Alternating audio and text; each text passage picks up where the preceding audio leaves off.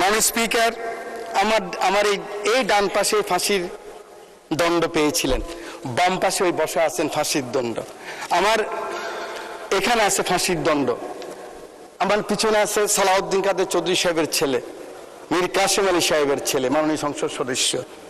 আমরা যে বেঁচে আছি এটাই তো বেশি। আমাদের মাননীয় হুইপ মিয়া নুরুদ্দিন ও পৌর রকিবুল ইসলাম বকুল বলেছিলেন, আমরা লিডার অফ দ্য হাউসকে, মাননীয় প্রধানমন্ত্রীকে উনি হাদিস দিয়ে, কোরআনের সূরা দিয়ে বলেছেন প্রথম সাহায্য করতে হবে কে? প্রথম সাহায্য করতে হবে আমরা যারা এই পাশে বসে আছি, আমরা যারা ক্যাবিনেটে আছি, আমরা যারা ওনার পাশে থাকি, আমরা প্রথম সততার সাথে, নিষ্ঠার সাথে আমরা শপথ গ্রহণ করতে হবে যে না, এমন কোনো কাজ আমরা করব না যেই কাজে বিএনপি এবং বিএনপির নেতা মানুষের কাছে কখনো অপমানিত হন।